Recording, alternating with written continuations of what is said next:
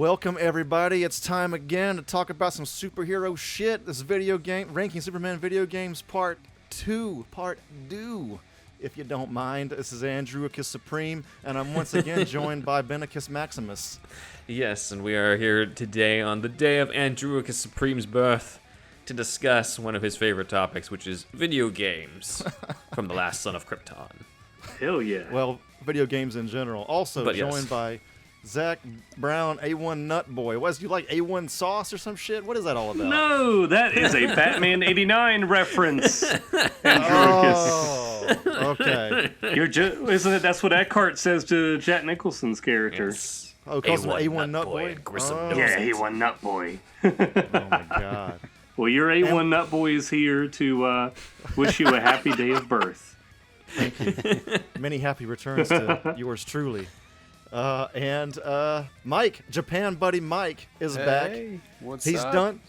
You've done the actual most, like, video game. Well, I've got a lot of research, but you've played nearly all of these. Well, I played a lot of them too, but I have the feeling that you've played probably these more than I have. It starts to run out though once you hit the disc-based. It's a lot harder to get all that stuff running than it is the older games from the cartridges. So Yes. I did have to go more on watching some YouTube vids and stuff like that. So Yeah. unfortunately, which definitely says something about the sorry state of game archiving and preservation these days. Because if I Well, could have they're- gotten these legitimately, I would have just grabbed them. I think they just said they're afraid of piracy and shit like that. But yeah, it would be You're great right. if you I'm could sorry, get them on. I do own all of them legally. These Yeah. are backups. For sure, 100%. Backed up all of them. Okay, so we're finishing out this series. It's a two-parter. This is ranking every Superman video game, or nearly all of them. I'm sure there's some I'm going to miss, but we're going to get most of them, I think. And these are console games before. Like I said before, we're not going to be going over Superman Activity Center for Windows 95 or whatever it was. We're going to skip that one and whatever ones that were PC only. So, yeah, let's get right to it. Well, actually, before we get to it, let's review what we did before. I'm going to bring it up. So, all right. Jumping in. Oh, actually, correction. I want to correct myself on this. I wanted to add more to the Superman 3 for our Atari 5200. This box art here is the actual official prototype box art. The one with Richard Pryor was not really official, apparently. This is what AtariArchive.com had or some shit like that. So this is, for the people that are just listening, it's just a painted picture of Superman, Chris Reeve Superman flying, and then it's him as Clark Kent in the background, too, a little bit. So there's that. And then I wanted to show a little bit of the gameplay. We totally missed this, and I feel like we should have. Sorry for missing this in the last time. But just to get this out of the way, for those listening, it's essentially a missile command with a Superman finish, really. And this is why it didn't pass. It was A, it was based on a bad movie, but B, the game was ripping off of Missile Command entirely, so they just scrapped this. But gameplay footage is out there, and check out the video to this if you are just listening on the podcast version. That's looking like a system seller. Yeah, so I don't think the score will change that much anyway after I showed you guys, but just for completion's sake, that's what this is all about. I don't think we ranked this one either because it wasn't released. Oh, Yeah, I didn't even rank it. I mean, Anyway. I'm surprised at how much information we have on a non-existent game. It's really... That's true. That's true. But yeah, so this is how we ranked them last time. I'm going to say them out loud for our listeners as well. So in our B category, we had Superman for the arcade in 1988, which was the Taito one. We had Sunman, which has the asterisk next to it because it's not official. It was never released, and it was changed to something not Superman anyway, but it had a Superman hack, and it was originally intended to be a Superman game, so we kind of left it in. We had Superman for Genesis, the first one for that by Sunsoft. Then we had The Death of Superman, the one that Kotaku loved, and they were pretty much right about. This is the best one in the B category. So that was The Death and Return of Superman for Super Nintendo. I think it was on Genesis too. But anyway, moving on in the C category, the first one ever was the Atari one. We were really generous to that one, I think, but it was the first. So yeah. And then we had Superman for Game Gear. Superman Man of Steel had a C rank. Then D was the Kemco one, the one for NES, the one with the chibi style. Great look, we said, but it's still the gameplay was kind of shit. So, and you have to press down to enter a door, which sucks. You should always press up to enter a door. Angry Video Game Nerd points that out, I think. And then we had the Commodore 64 ones were both at E. There were 2 of them. And then the last one we gave an F because it was a stupid fucking key hunt with Superman the Animated Series by the now infamous Titus for Game Boy, regular Game Boy. And it came out a bit too late too, but I think that's because Pokemon gave that such life. It probably wouldn't have been released for Game Boy. It would have never been made, but Pokemon gave the Game Boy a new life. Back in 97, dude. It seems so late for Game Boy. So, yeah, I think that's it. Now we're going to add to this list moving forward. So, it's time. Everybody. Should I be worried? Oh boy. We have made it to what people deem the worst, not the worst Superman video game, the worst video game of all time. Wow. People call this the worst video game of all time, Superman 64. It's actually not officially called this. It's just called Superman: The New Adventures. That's the actual title. Why are all the worst games based on my cartoon that I love?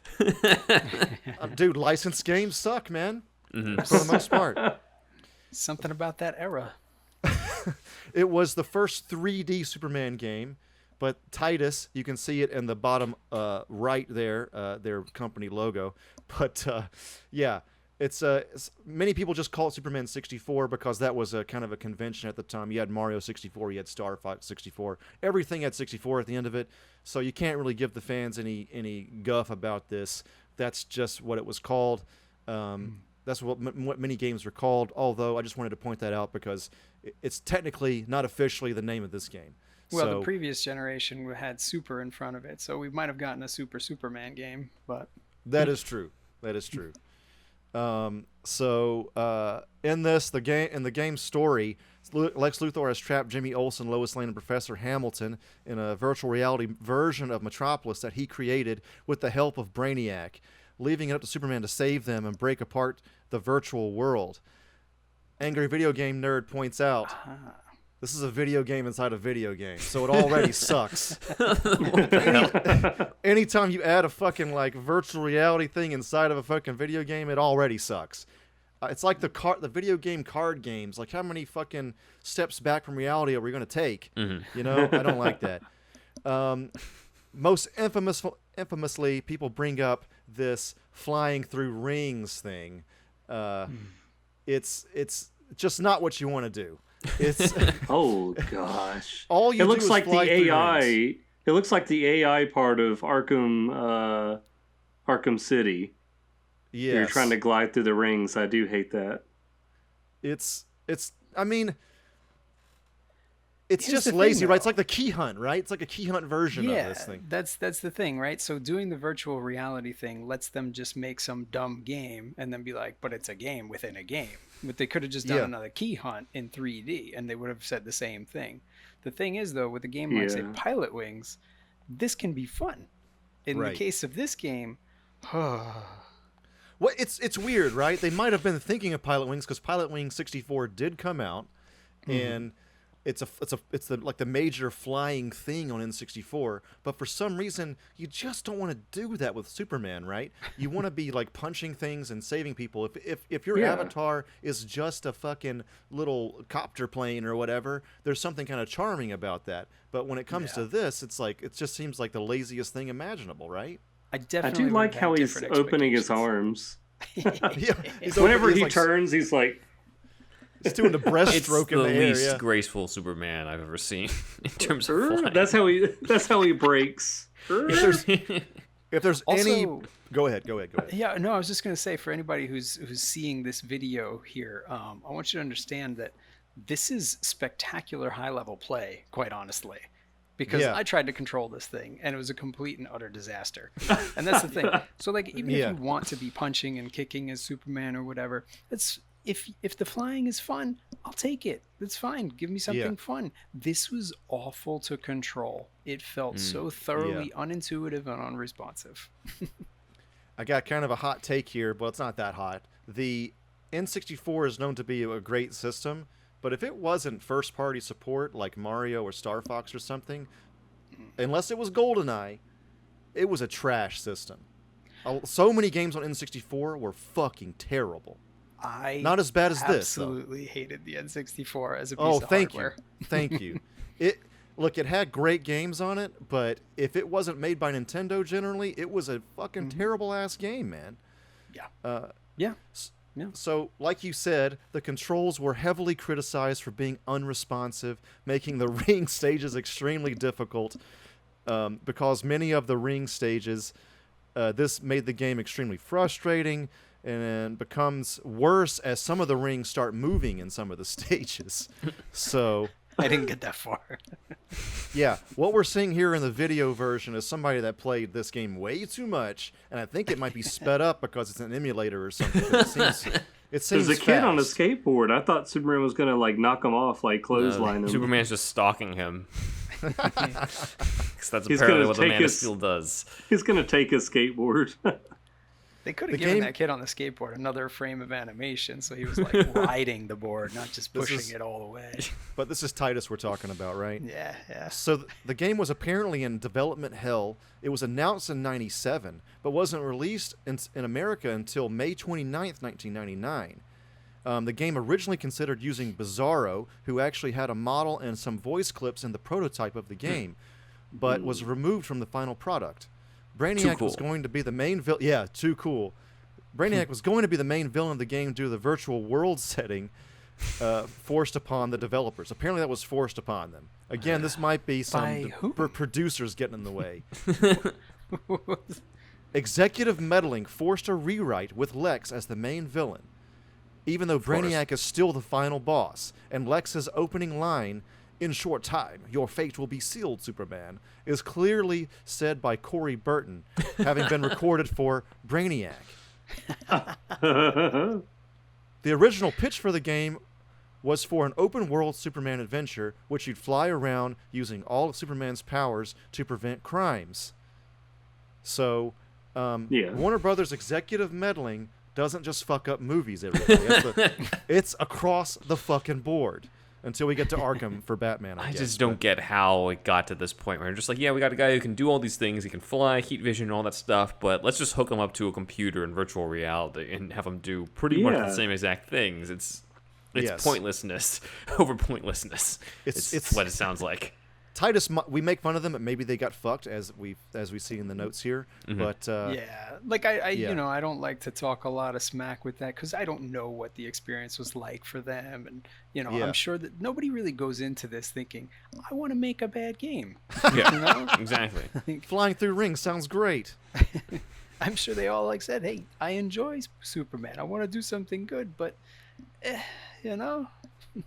The positive here, I think, is that the colors are good. They have bright colors. The graphics are decent enough for N64, I guess. This is sort of on par for the N64, I suppose. But one more thing about executive. One more thing about executive meddling. Warner Brothers, or somebody at Warner Brothers, was apparently pushing for a more SimCity approach, in which Superman was the mayor of Metropolis. What? Can you fucking believe It that? sounds like somebody who has not read a single Superman comic and just wants his own SimCity video game. It sounds fucking incredible. Incredibly bad. But it's definitely like, people talk about this on YouTube sometimes too, where they're like, when you watch a movie, it's so bad it's good. Some people do that for video games too, and maybe that could have been one of those games. But this game here, Superman 64, is just so bad it's bad, in my opinion. Be Superman, the mayor of Metropolis. Go to a city council meeting. Vote. Talk to the people. Let's What talk you about always want in a Superman game, right? let's talk about So reception within, at the time. Go ahead, Zach. Within the story of this game, Superman is like sitting hooked up to a virtual reality controller I think thinking this? I think so. Yeah, that's another reason why maybe a hot take for some, but I don't like Assassin's Creed either, because you're in a virtual simulation inside the game going into the past. Dude, just don't. That for some reason that story fucks it up for me. I don't like that in the game. I am with you there. To me, it's similar. It's similar to my issues with time travel, where it's like if you put that in there, then you're removing any real sense of consequence. Right. Like the Superman movie from '78, a little bit.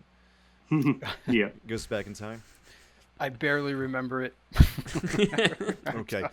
I think Marlon Brando got about $1 million for it. That's all I really remember. It's like $4 million or something for 4 hours or some shit. I know it was an For insane mispronouncing amount. Krypton. Yeah, he mispronounces it as well. So let's talk about reception for this game a little bit. So even though it's considered the worst video game of all time, despite this, NPD Group data shows that Superman was a top seller in North America during the month of June of 1999. In July of that same year, Titus announced that Superman had obtained the title of the third best-selling game for the N64. So, and you got to remember, this was before people knew about it. It wasn't infamous just yet. So people really wanted a Superman game. Yeah. So, that being said, Nintendo Power issue 196 did call it the #1 worst Nintendo game. So there is that. Also, my favorite game magazine, like I said before, EGM, Electronic Gaming Monthly. It was reviewed by 4 reviewers. That was a normal thing. They had 4 different dudes, and they all gave it a 0.5 out of 10, a 4 out of 10, a 2 out of 10, and a 1.5 out of 10. John Davison, the critic that gave it a 0.5 out of 10, admitted that the game successfully loaded up and was the only reason he did not give it a full 0 out of 10. so yeah, it's and as of 2017, Superman 64 holds the Guinness World Record for the lowest rated superhero game, and GameRankings.com aggregate score is 22.9%, so basically 23%. Yeah, that's a little high. A little high, yeah. It should be a little bit lower than that. So, all right. Let's rank this shit. So we're going to start off with Ben here, and rank this thing. So we have Superman 64, man. What are we giving it? Sounds like I'm giving it an F. All right. Virtual reality concept plus you're just flying through a bunch of rings and looking like you're kind of just swimming through the air. Breaststroke. Or stalking children on skateboards. I don't know what that's about. I don't know. I mean, the Game Boy one is worse, it sounds like, because the whole like green look to it just looked terrible. But I would say this is probably just one notch above. Yeah. Okay. We're going with Zack next. It's a shame that both games, like I said, that are based on the Superman animated series that I love are garbage water. So I don't know. I'm going to give it an F2 because those rings really reminded me of like the virtual reality stuff on Arkham City, and I hated that. So yes, okay. I'm going to give it an F as well. It looked very unpleasant to play. The controls are fucking terrible. All right, so we're going with Mike next. Yeah, I think that this is an F-. I think it's actually worse. I feel that it's actually a less competent game than the Game Boy game. I think that while the Game Boy game is terrible and doesn't suit the license in any way, shape, or form, it still felt functional, even though I hated it. Okay. But this game, I felt like there was nothing I could do. When I finally got through the first group of rings, I was like, oh, cool, I'm going to go pick up that car in this weird open field. I don't really understand it. And it just like, I couldn't do it. Like I was just bumping into the car, and then I think I picked it up, and I just said, I've got to shut this off. I can't do this. It's terrible. The clunky controls really sent it over the edge too. It's just so bad. Yeah. Well, nothing I say is going to change it because the average is there at the F. I was thinking about an E, but it's an F. It's an F. I wanted to maybe go easy on it, but yeah, there's just no saving this thing. So, all right. So Superman 64 gets the F, and it's in the F slot. Moving on. Let me switch. As Zach said, it's a shame that the Superman animated series is one of the best ones, and we also covered the Batman the animated series video games, and those did not seem to be of the same low quality on it. You at least got those like were a cool, excellent. yeah, like a cool lost episode thing. Instead, they're just like, just throw some shit together with him in virtual reality, because that's exactly what you want out of a Superman game. So the next one is an unreleased one. This is also by Titus. Okay. So the N64 one, I don't think we can rank this one either, by the way, but the N64 one did so bad, this one was canceled kind of midway through. But like we said in the last one, the canceled ones seem better. It does, even though it's made by Titus, it does. There's a lot less ring flying. Let's put it that way. Okay. So yeah, it says in the canceled PlayStation version of the game, the unpopular stages where Superman has to fly have been omitted. Though development for the PlayStation game was abandoned after being only 75% complete, clips of the game's version can be found on video sharing sites like YouTube and shit. So for the people that are watching on YouTube, we're just going to take a look at this real quick and comment on it for people on the podcast. But as you can see, much better. You get to punch stuff. He's flying through some shit that's not rings. He's punching things. You can pick up stuff. We might have had a decent-ish Superman game here, really. He also looks kind of better to me. PlayStation had better graphics in N64 a lot of the time. The N64 was just like straight up Vaseline on the lens. Like, I'm pretty sure if you opened up the system, you would just find Vaseline smothered in there. Yeah, you can walk. You can walk and then fly off and then land again, and you're like punching robots and stuff. It's better in every way, seemingly. So maybe Titus just had a fairer shake with this one until it was canceled. You know. So it's kind of sad, but I'm not sure if we can rank it. Although I did play this on emulator, that you can download this, and since it's incomplete, cool. You play like a development version of the game, and you can kind of choose what level you want and shit. So that was kind of cool. Although the controls seemed like and the camera especially was kind of fucked a lot of the times, but it was a game that was incomplete. Yeah. Camera is one of the hardest things you can do. But just to complete out the list here, just wanted to bring that one up. He's got the laser vision here as well. Yeah, I like that. You can choose the powers. I had assumed this would be the same game. So, yeah. No, this looks so much better. So much better. I'm sorry, Titus, if you guys out there are listening to this. This one really should have been released. At least it got an emulator. Yeah. It looks like, you have the ability to make a good game, but it just didn't happen with the other ones. And the studio meddling does seem to have been a big deal. So yeah. All right, so we're going to skip reviewing for that one. And we have another one that was unreleased, but so we're going to kind of go through that one quickly as well. It was for Game Boy Advance. And this one never had a cover either because it was unreleased, so we don't have any box art for this. But it was called Superman Battle for Metropolis. It was going to come out in 2001 for the Game Boy Color, which we talked about last time. It was a great system. Developed by Neon Studios and slated to be published by Infogrames. This game was canceled after failing to impress the license holder for Superman. Regulations that were imposed on the character prohibited the developers from making the game they wanted, and so this prototype was created as a compromise to meet some of the demands of the licensor. But this game was leaked onto the internet in late 2019, so this was leaked fairly recently, actually. That's pretty interesting. I do like the colors in this. It looks decent. Again, the unreleased ones generally seem the best. The game remained relatively unheard of until it was leaked.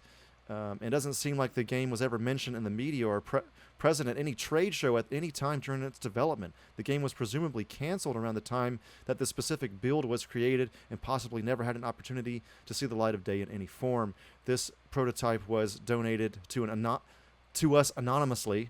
Not to us. This is the copy I'm reading. You can see it on YouTube, and you can also download the ROM, I think. Now, this is a Game Boy Advance game? Game Boy Advance, yes. So it's interesting because this definitely, as a Game Boy Advance game, this is not impressive. You don't think so? It looks somewhere between the NES and the Super NES, maybe more like a TurboGrafx game. Kinda, yeah, that's true. Yeah, it should be a little better for Game Boy It looks Advance, like one of the original Game Boy games, like maybe Game Boy Pocket or something. Because, yeah, I've played the Game Boy Advance games pretty recently, and it's like I've done kind of like Mario, almost like Mario Kart on there. I think it's like Mario Super Circuit, and it's the graphics are really good for that. Yeah, no, the Game Boy Advance is basically like a Super Nintendo, and this is not looking Super Nintendo grade. Maybe that's why the licensor had problems with it. Yeah, I could see that they wouldn't be impressed, because, it's still one of those things where it's like it needs to just catch your eye. It needs to click right away. And if I were looking at this, I'm like, how am I going to market this? What am I supposed to do? This is looking like from a bygone era, as fun as it might be. It's just not going to pass muster. The graphics to me, again, I like the colors. They are a little bit low grade for the Game Boy Advance itself, but the gameplay itself, to me, seems decent enough, I gotta say. Yeah, that's what I'm saying. Like, no matter what it controls like, it's gotta pass the it's not a sniff test, it's the look. It's gotta, people gotta look at screenshots, people gotta see something and just be like, oh yeah, this looks cool. That's true. Yeah, the look is obviously important with a video game, for sure. Especially with something that they would presumably market towards a younger audience. Right, that's true. So as you can see here, the game is a mixture between action, platformer, and an overhead shooter. And there are levels where Superman can fly around the stage and fight enemies, and others that have side-scrolling stages with a top-down view that follow Superman as he is flying. The ROM that you can find online is incomplete, so there are a lot of bugs and it crashes a lot, but just wanted to cover it here.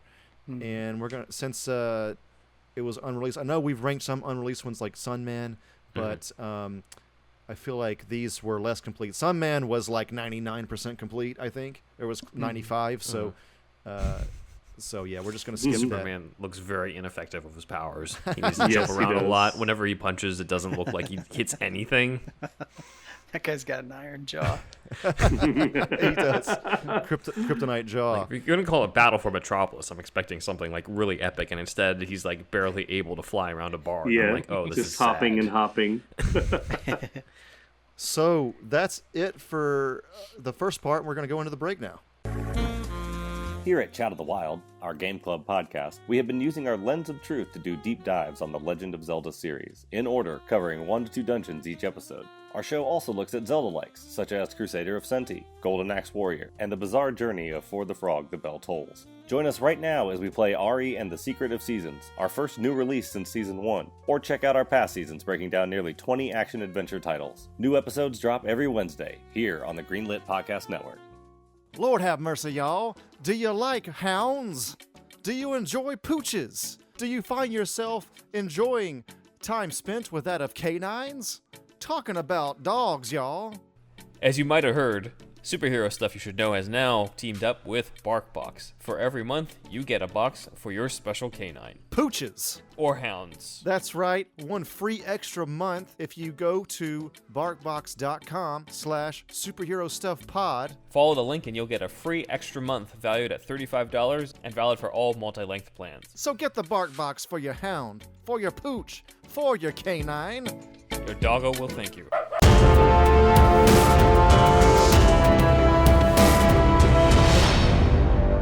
Hey, Superman, I was out getting a slice the other day, and they had an arcade machine there, your game. So I tried it, and I don't get it. It was crap. What are you doing? Well, dear Jimmy, are you telling me there's a video game with my likeness, the Man of Steel, the Man of Tomorrow, Superman? Yeah, of course. Do you not have approvals over these sorts of things or something? No! Should I be making money off of these things? Of course! Everybody's out there making money like crazy on these arcade machines. You know how many quarters are in there? I just assumed that, it was for the children or something. I've been seeing people selling my t-shirts on the side of the street. The kids are the ones putting the quarters in. Well, goodness me. So you gotta make sure this stuff is good. You can't put crap out there with your name on it like this. A lot of people, they're going to start to doubt your abilities. That's not right. I'm going to have to speak to my lawyer. You're saying this arcade video game was crap? Listen, Superman, as your pal, I gotta tell you, these games are crap, and they're making you look bad. They had this one, if you do the second player, you're in a red costume. What's that? Listen, your costume's not red. Why are there two Supermans? There is only one Superman. Me. And it makes me darn angry that these video games that the children of Metropolis are playing are casting me in a negative light. It's not Metropolis, Superman. It's New York. I looked at the thing. The game is made in some place, I think, called Taito. I don't know where that is. I've been all throughout the universe, and I've never heard of a Taito. So is this a contained thing? Listen, the pizza place is on 34th Street, right? It's near, what do you call it, Jim Hanley's in the Empire State Building. They got the machine in there. You just check it out. We'll go see where Taito is. Maybe My we can word, find out. you guys are both wrong. We've been to Japan before. What? It's in Japan. Taito's in Japan. It's Beppo, by the way. That must have been one of those times that Barry convinced me to take the marijuana. I forgot. We try to forget that, Superman. Is it just one game? So this is a contained issue for me, the Man of Steel. Only these children at this arcade are playing this game and getting the wrong idea about the Man of Tomorrow. Is that correct? Listen, that's not exactly correct, but I think we should focus on this one game for now. Oh my, I really, One thing at a time, Kal-El. really need to talk to a lawyer. If there's more than one game with my likeness, there's t-shirts, there's hats. I've seen people selling hot dogs with little capes on them. How many times have you flown through rings, Kal-El? Rings? They're too small to fly through. I don't understand. And you don't do breaststroke swimming moves in the air? Dear Lord, no. That isn't how I fly at all. Superman, you heat vision, intergang legs. No! Dear Lord, these are human beings.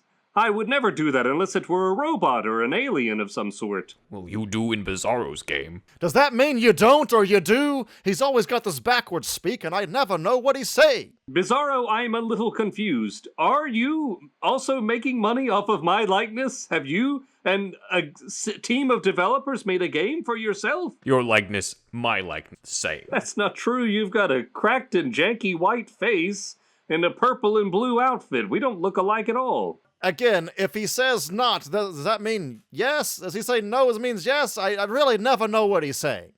Me talk more normal now. Bizarro, be straight with us. You're the one behind all these games, correct? That's why they're so bad. It would make sense. Grand scheme of Bizarro. You are going to tarnish the great name of the Man of Steel via bad video games, I believe. That's right. Me no care. Me making money. See ya. We got a lot of work to do.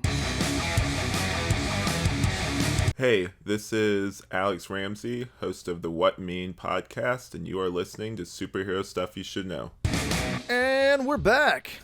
All right, so the next one we're going to be actually reviewing, because it actually came out, was Superman Shadow of Apokolips for GameCube in 2002. Oh, let me... Looks like another Tim vs. Superman. It is a Tim vs. Superman.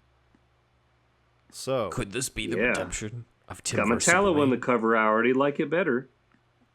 Yeah, it seems okay, right? In this, the plot is a new gang of robots from Apokolips has come to bring new weapons in hopes of defeating Superman and taking over Earth. Superman must stop them as well as stopping Parasite and Metallo. I think that's the first time we've seen Parasite in a video game. Sounds like it, yeah. And they have been set free by apocalyptic machines. Players run, punch, and fly through the skies, controlling the one and only Superman in cartoon form. You play through 14 levels to save the world from these sinister plans. And Darkseid and Lex Luthor show up, of course, as well. I said seems because I like you said, Mike, playing the games that were CD based it was a little bit tough to play these, and I don't have a GameCube. I didn't buy it on eBay for this episode. The graphics look pretty good for GameCube, though, right? I thought that this was a good-looking game. I definitely thought it was visually fine for the era. And, the simpler graphics work beautifully for this. I actually quite like them. Yes, this is the best looking one so far. The issue is not in the appearance at all. The issue was that it's, it felt like it had really good ideas. I felt like I was enjoying using the abilities, but it just didn't feel quite as polished as I would have liked. And, with a licensed game, I recognize that they're very likely on a certain deadline. They're trying to be a part of that zeitgeist for whatever the show is at the time. But I feel like this is a game that was very promising but didn't deliver. Okay. Did you play or just watch YouTube videos? No, this one I played a fair amount before I was just like, okay. The emulation had some issues. Throwing some fogging in the bottom half of the screen and stuff, but it still worked. It still felt fine. It felt like I would expect it to control on regular hardware, which is not all that great. So there's that caveat. Put a little asterisk on that. Maybe on original hardware it would be more responsive than it was, but it still felt a little janky and unpolished. But I felt like it had a lot of promise. Okay. Yeah, this is one of the better ones, it looks like. I was unable to play it, but yeah, as we can see here, the colors are great. The action seems decent. He's running and flying and punching shit. He's not going through rings. It looks like the cartoon that it's from. There's a lot going on here that seems pretty decent. He's picking up heavy shit. That's really what you want to do.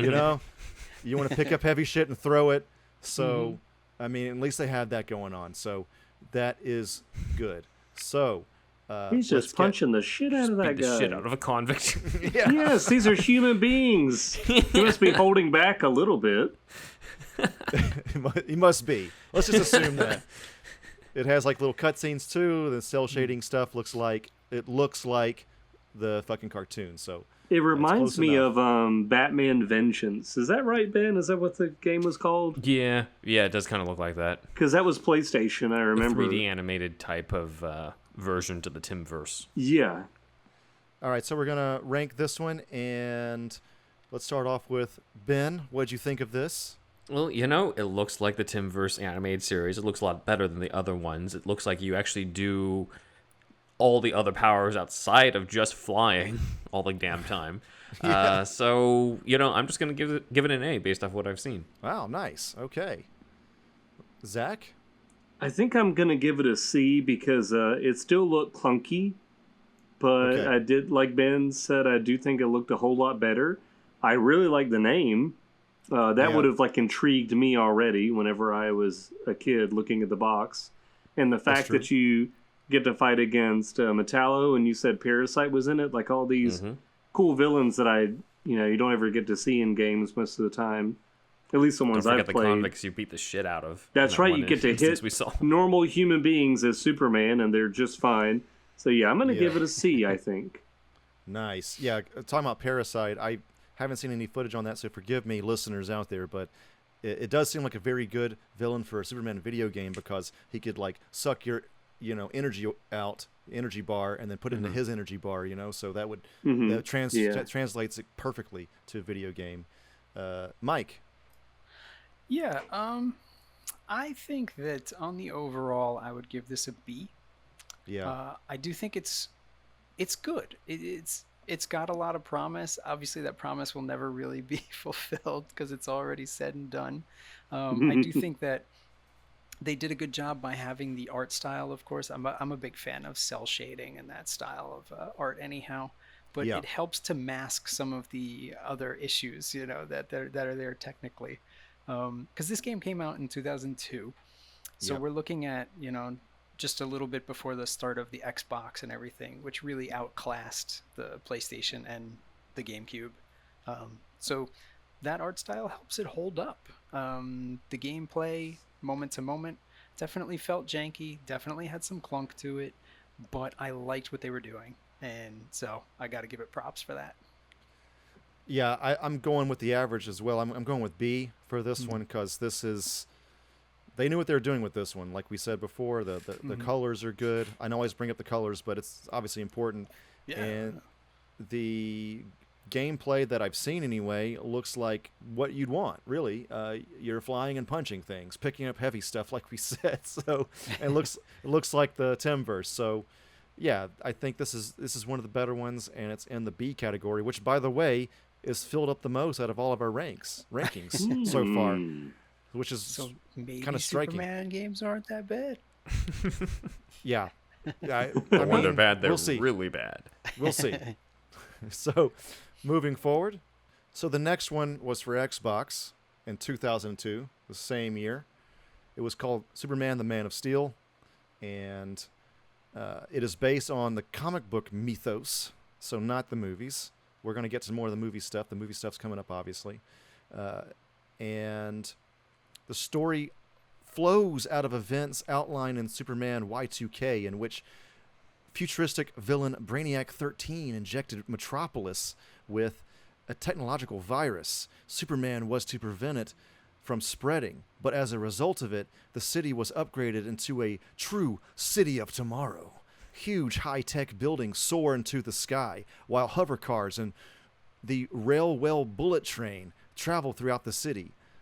Two of Superman's biggest rivals, Brainiac 13 and Lex Luthor, of course, have plans for world domination in this, but it's nothing new for our caped hero, of course.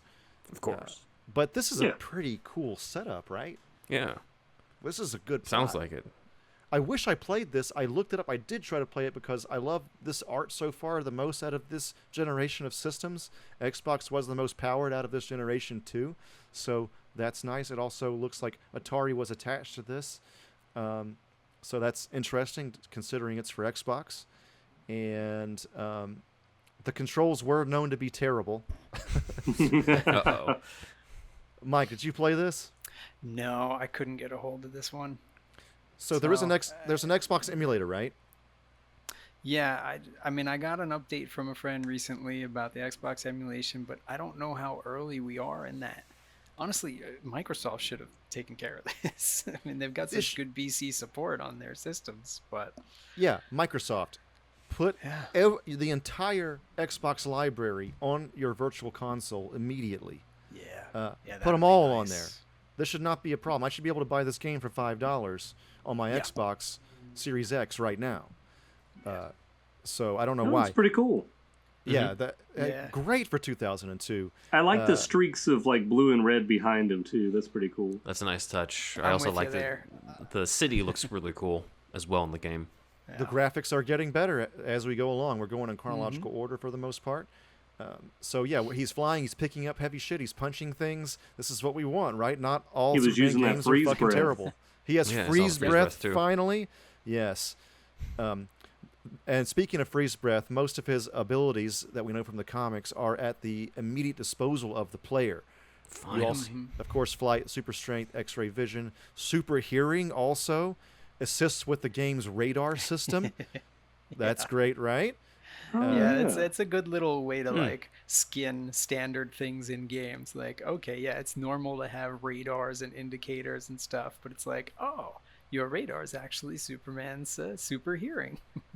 Yeah, like, right? That's okay, great. Makes a lot of sense. Yeah. Go ahead, do the in-game justification. That's a much better approach than like a virtual reality kind of thing. Oh, He is yeah. looking for keys, though. No, I'm just kidding. F. Yeah, he uses Mission X-ray vision when he's complete. searching for bombs and shit.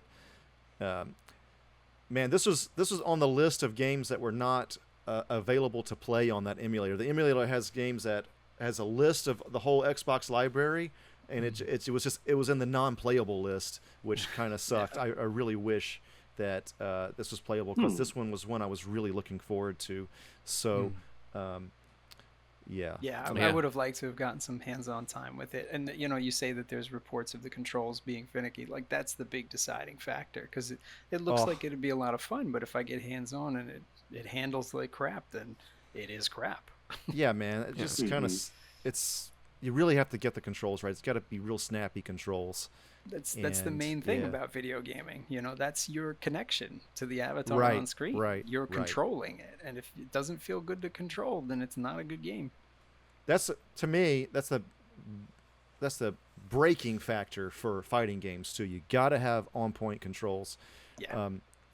But yeah, the storyline was derived from the events of several Superman comic books into one for this game, and it has a gigantic metropolis to explore. It's pretty much open world apparently, Nice. and You go to different DC locations, including the Phantom Zone. Ooh. 8 costumes to unlock. And the other trivia for this game is it has the same writer, Scott Peterson, the same writer as Batman Dark Tomorrow. So there's that. And so also coincidentally, this game was released the same year as we discussed earlier, Superman Shadow of Apokolips. And it says that Shadow of Apokolips is arguably one of the better Superman games and one that has better flight control. So maybe the flying is better in that game, but this game's look really is great. Well, the other one is cell shaded Timverse, and this one is like more or less trying to copy the comic books themselves, which it has a great look, I think. Yeah, for sure. The reception of this game. Go ahead. Was somebody going to say something? Oh yeah, no, I was just gonna say I liked the flying in Shadow of Apokolips. The hand-to-hand combat wasn't all that great. That's where you felt a lot of the jank, but the flying felt pretty good to me. Okay, cool. That's good to know. This game had mixed to negative reviews, many citing the confusing control scheme. Game Rankings gave it a score of 42.28. Metacritic has it at a 44 out of 100. IGN called the game quote-unquote pure kryptonite, stating, "I'm convinced Superman has a bottle of wild turkey tucked in his back pocket. What else could explain why he's so incredibly difficult to control?" Even so, a lot of it feels like a large step in the right direction. If they had only gotten the controls right for this, right? Did you guys ever try Gun Valkyrie on the Xbox? I didn't have an Xbox, man. My brother had an Xbox. I was just PS1 guy. Oh, okay. Yeah. Gun Valkyrie was a third-person shooter made by Sega, the Smilebit team. It was a beautiful game. It seemed super cool, all about the action. I owned it, but I had so much trouble controlling it, and I would love to be able to go back to that. The thing is, at this time in gaming, we still hadn't really established sort of a common language of controlling third-person action games or even first-person action games. It was almost like you had to learn the idiosyncratic controls of every game individually. That's true. I think we benefit from that sort of common language nowadays that we just didn't have at the time this game was released. Like the first Resident Evil had fixed camera angles. Remember that? That's tank unheard of now. Started by Alone in the Dark, yeah. Yeah, that was just hard to deal with. And if you're younger out there and you've only dealt with Resident Evil 4 till now, go back and see how much we had to deal with. Although we loved those games at the time. Well, that's the thing. So that kind of tank control thing ended up becoming almost a standard for that genre, the survival horror genre. Used it in so many games from different developers. So it was like we were constantly struggling to find a common language of control. Until we finally found it. Established. That is true. So we're going to rank this one since it was actually released. This is, Superman Man of Steel 2002 for Xbox. And starting off with Ben, what are you giving it? Well, I gave the last one an A, but it sounds like this one, the controls are worse on it. We gave that one a B overall, so I'll say B. All right, Zach. I'm gonna say B too. If it wasn't for what you told me about the controls, I would have given it an A just based on how it looked and how the gameplay looked. I thought it looked really cool, and I liked that you could use Superman's different abilities. All right, Mike. I mean, it looks like everything's in order, but of course that's the big wild card is how does it feel, So like, if I were to say, I'd give this a solid C because it can go either way. If you feel good with the controls, I think that this gets bumped up to a B. If you don't like the controls, maybe it drops down to a D. But I do think that it has a lot of promise. When I was watching the clips of the combat, I actually really liked the constant approach of like, I'm gonna do the heat ray at this distance, close the gap, do the freeze breath, and then shatter them. Like, to me, that's a really gratifying progression in the combat. Right. So even just watching it felt good. It was like, oh yeah, here we go again. 1, 2, 3, 1, 2, 3. If that felt good to control, I'd say this game is unquestionably a B or even higher. Right. Yeah, I think that this is probably a B too. It almost pains me to give it a B. I kind of want to give it an A just because I think this is the really far and away the best looking one so far for sure, and really, I mean, maybe of all time. Well, we're going to get better ones as time goes along, I guess, but I love the look of this one. I never had an Xbox. My brother was not going to rent this game, I think. He doesn't really like Superman. But this, I think it looks great. And like you said, everything is in order but the one thing. And you got to really have the good controls, but it just doesn't. So I kind of want to give it a B+, but it's still a B. So we're going to give that one a B. Yeah. With the little asterisk, because asterisk don't actually get to play it. I know. God, I would buy it for $5. You hear me, Xbox Windows or whatever? Get it on there, man. Right now, there's a bunch of executives like, listen, I just got word that this guy is ready to pay for $5. Andrew, listen, we need this $5. Get it out there. Listen, you hear me? You hear me, Warner Brothers? Okay, moving on to the next one. Here are calls. All right, so the next one, I think was the last one for Game Boy Advance, which was the 2003 release, Superman Countdown to Apokolips. It's once again based on the animated series of the 90s, and it has bosses such as Livewire, Metallo, and Bruno Mannheim. Ooh. So that's different, right? Interesting lineup. Get some intergang action. Intergang, yep. Agents of Darkseid come to Earth to bring down the Man of Steel. And also, Calabac kidnaps Lois Lane in this one. And someone's got to do it. Someone's got to do it, yeah. The gameplay is isometric view. Superman is able to fly across these levels and uses heat vision. He has ice blasts and stuff like that. Can punch and kick enemies to the ground. And so, for me, I don't know how you feel about this, Mike, but I said this in the Batman one. I'll said it before. I'll say it again. I don't like isometric view. Oh, I absolutely do not. It's very rare that I go for the isometric. It's pretty much just Diablo. I don't even like that. And for people that don't know, people that are listening, isometric view is overhead, but a little like at an angle. So not directly overhead like you would see in Zelda. It's at an angle, and there's just something about that. It affects the controls. It makes the characters too small, too, for me. I am basically prejudiced against isometric view. I just don't like it. I don't think I've ever liked a game with isometric view, except for maybe Q*bert. But I think that game has some charm just because it's so old, and it kind of benefits from the stage design a lot with that isometric view. This, though, I would have preferred not isometric view, but that's just me. It looks like it would create some blind spots too, like when you walk behind certain buildings, you can't see everything all the way. Yeah. Yeah. I think, okay, I'm going to spoil this one right now. This is, I think, the best of the bunch. Really? I think that the isometric view, I don't like isometric, but in a way, this to me is the game that's kind of so bad it's good. Really? There are certain things, like you're looking at these enemies off screen. I don't know if the video is going to show this again, but he has this shoulder charge technique that's just like, it sends you flying across, like, say, 3 screen lengths. You can't see where you're going, but when you do it, you end up bulldozing like 2 to 3 enemies in one go. It's hilarious. I love it. It's so gratifying.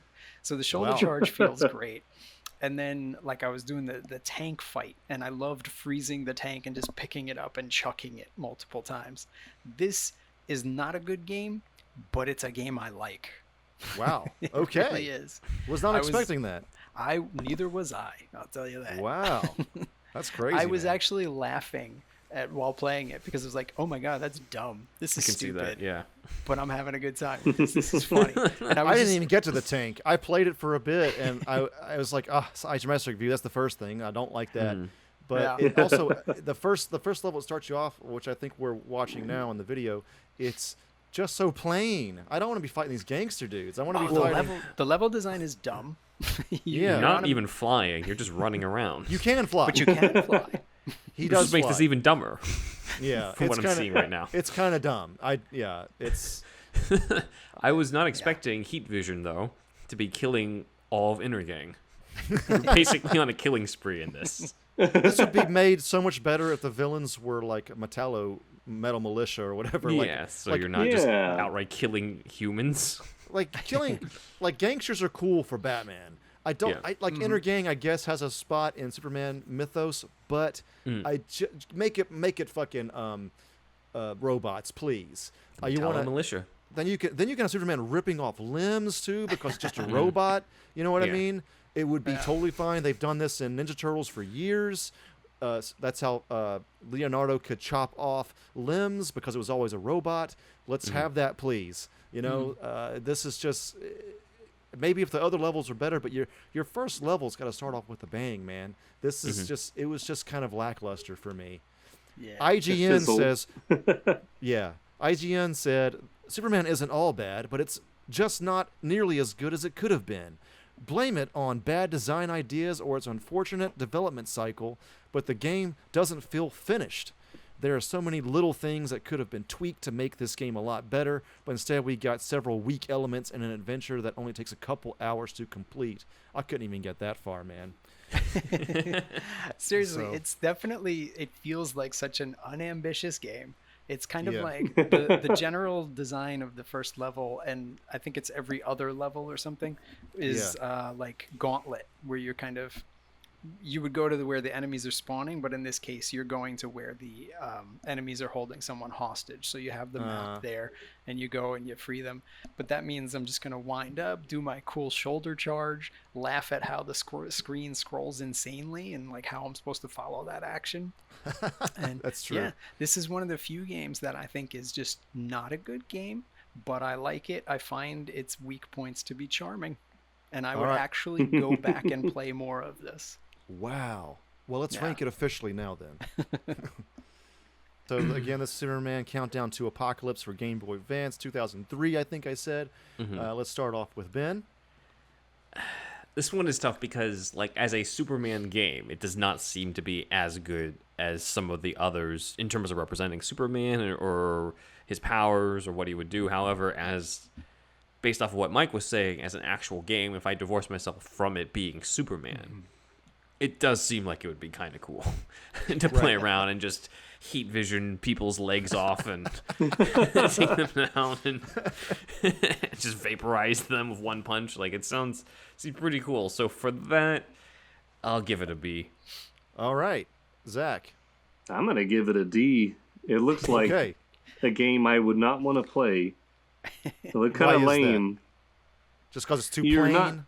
Yeah, you're like you said, you're not flying. You're just running around in like the you can fly. The low. Well, at least in what I saw, like you can't fly up. You can fly through the lower levels of Metropolis, and you're just stopping the same crime over and over again. And I don't know. It didn't look as exciting as the last game we saw, and even for that time, I feel like it could have been better. All right, Mike. Yeah, I'll reiterate. This is definitely an unambitious game. It's barely a Superman game of sorts. It's like the powers are there because it's a Superman game, but like you could slot anyone else in. There is story stuff. I don't know the Intergang all that well or anything. The story beats are too long. The text is too slow to come through and everything. I was just like, okay, come on, I want to shoulder charge somebody again. So. And the screen being isometric, I don't like. It scrolls so fast, but it makes me laugh. Like it's like Surf Ninjas to me. Like that's not a good movie. I love it though. I'll watch any Air Bud movie or whatever. This is a video game Air Bud, and I really enjoy it. If I were to choose any one game so far to go back to, this would be it. So I have to give it an A, because it's the only one that I really want to play. But it's also clearly a D game. But I like that you give it an A. That's nice.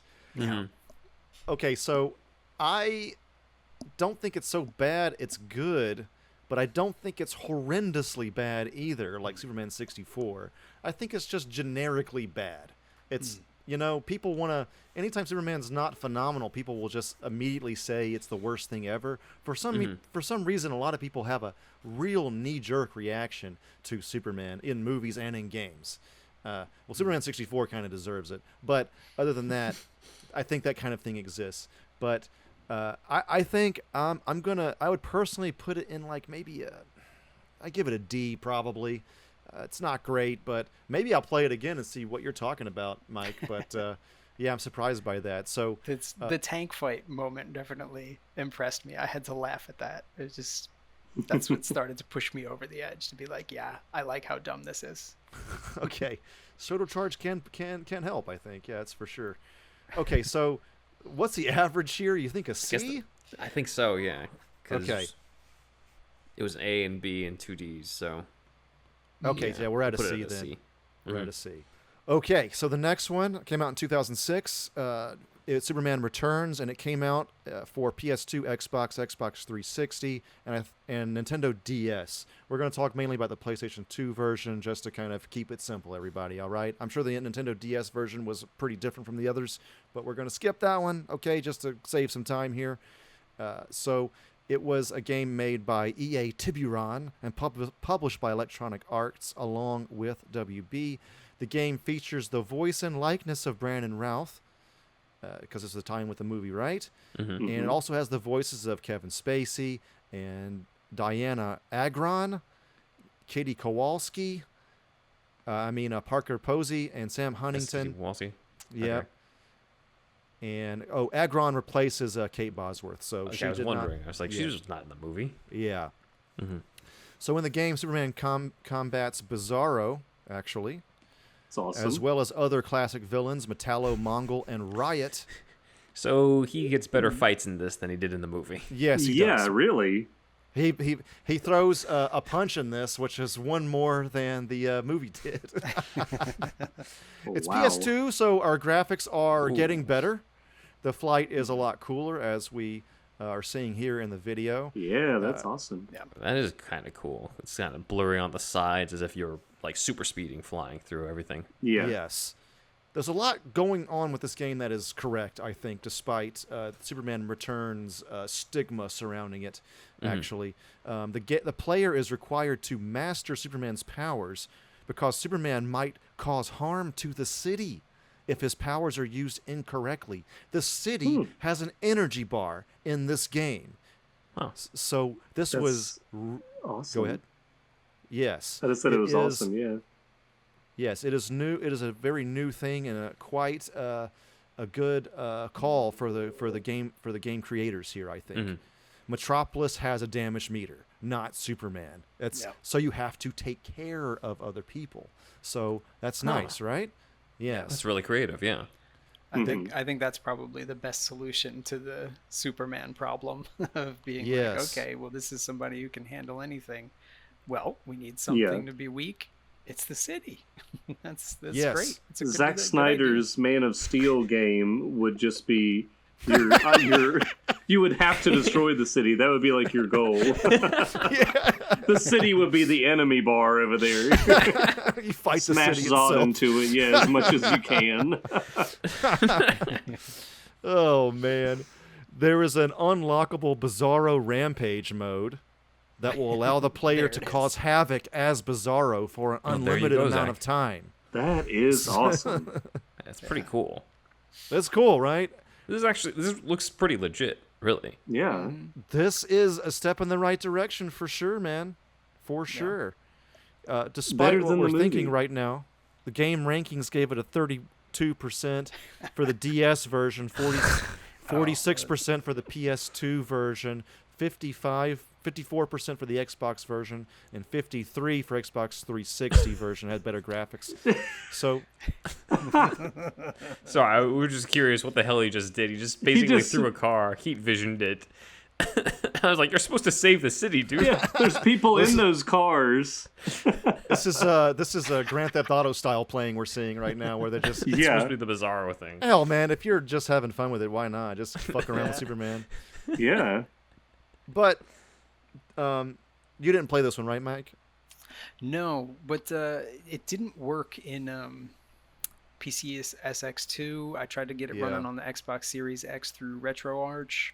Nothing was going to do it, unfortunately. The funny thing is, this is actually still available for purchase on the Xbox 360. Is it really? It is, but it doesn't have BC support, so I couldn't run it on the Xbox Series X or the Xbox One. Oh, what the fuck? Yeah, it's only like $10, I think, which is pretty cool. Yeah, Hey, but one guy the at demo is even Microsoft, still hear my there. cries. Get this shit on But there. I don't have any way to play it right now, so Yeah, I tried the I've PC, still, PS2, and no luck there.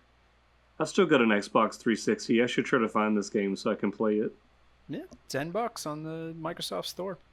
This game to me seems like, even though it had low reviews, it's one of those games that I'd probably like.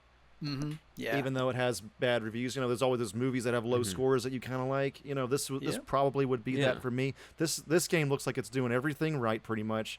The city is the fucking energy bar. Come on, that's cool. That's a really good thing. It looks like it's open world. You can jump up and fly, and then land and punch things, fly and punch things. The fucking all the powers are there. It seems like so.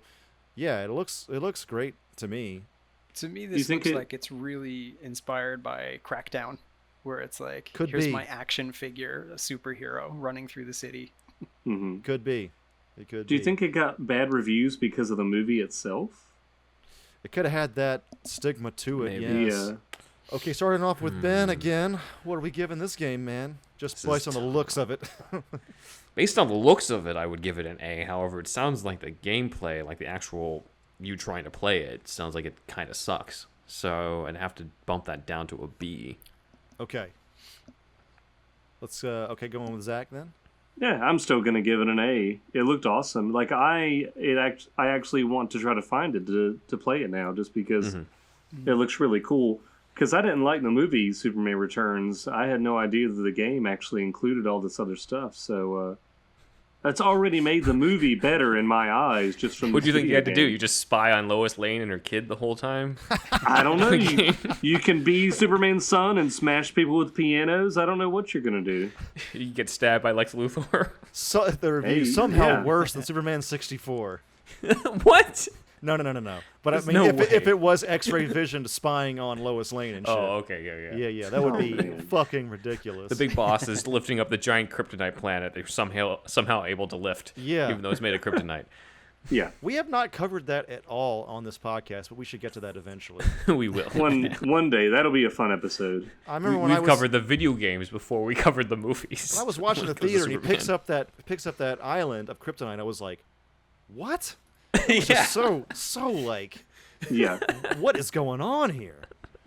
Tiny little piece in his back completely destroys him, but a whole planet full of it, like, yeah, I can pull it, and I can pick that up and throw that into space, no problem. Just unbelievable.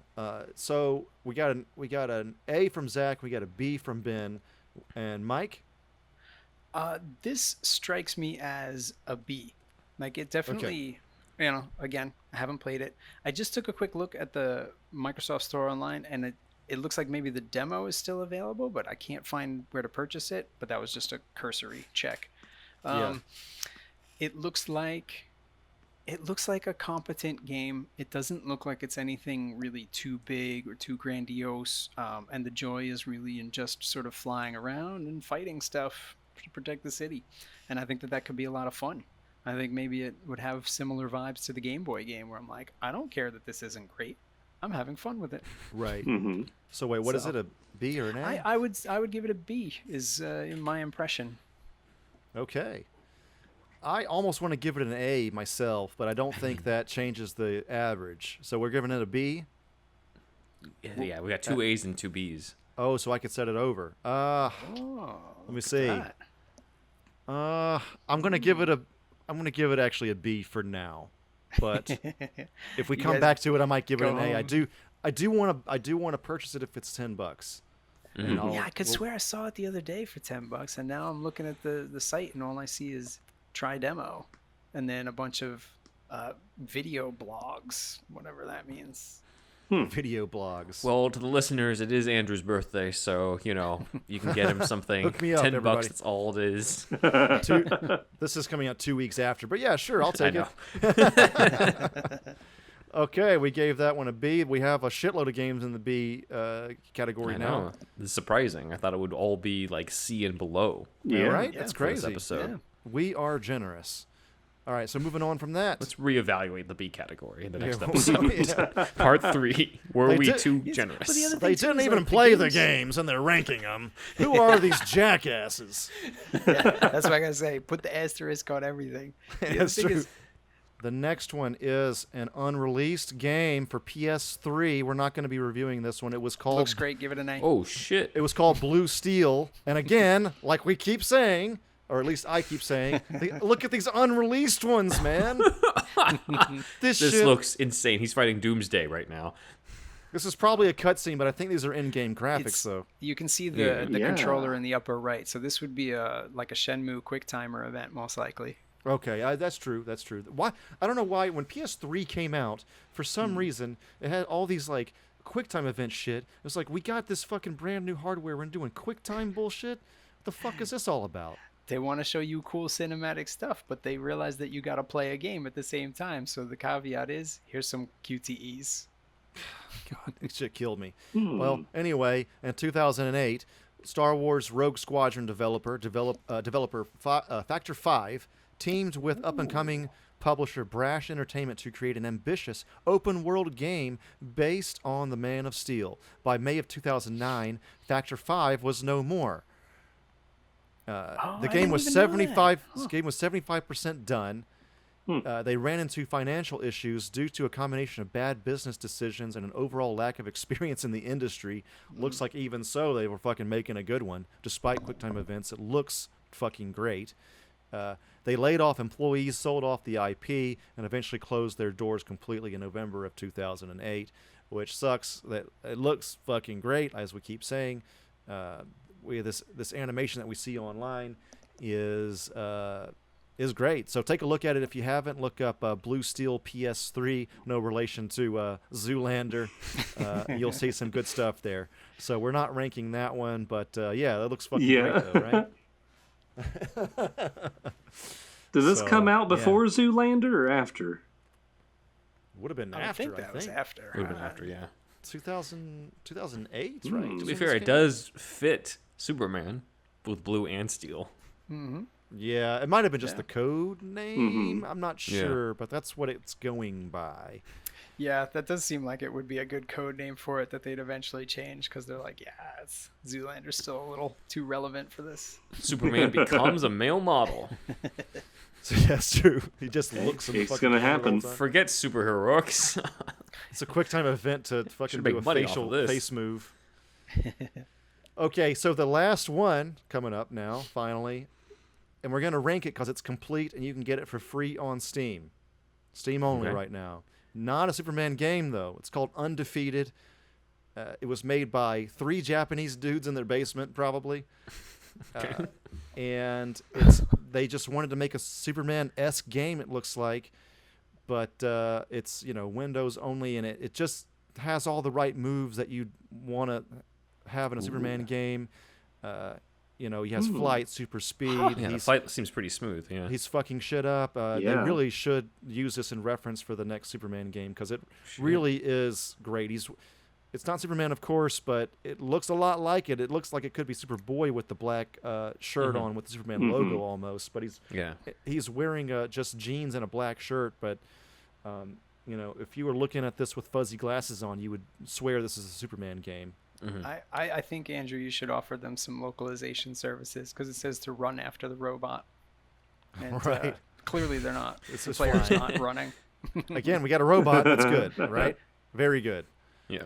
Yeah. And Is the directional indicator there a Superman logo? I don't think so. They'd run into It looks rights issues. almost like- yeah. Yeah. Just it looks like the shape of the logo, They might be trying to hint at it. They Yeah. definitely are trying to, but it's not. But it moves great. It flies great. Yeah. It fights great. Yeah. It's really only in this one map because, again, made by 3 guys. Man. So this is obviously a work of passion, I would assume.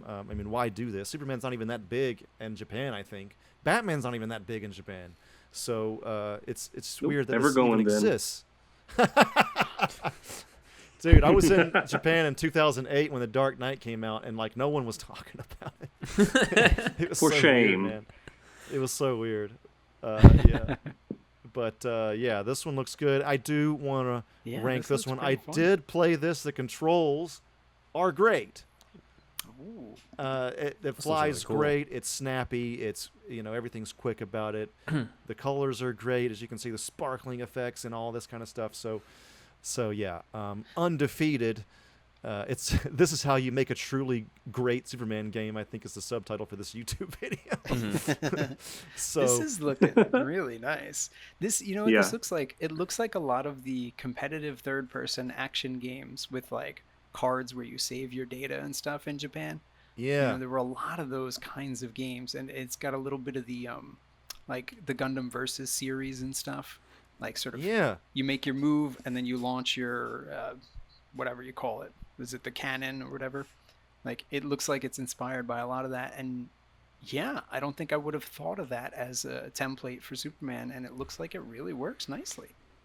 It's also a good incorporation of the super speed I saw. Yes. Which I don't think we really saw off the others at all. This one, I'm just like, oh shit, you can do that too, and it's just very smooth the way that the flight looks.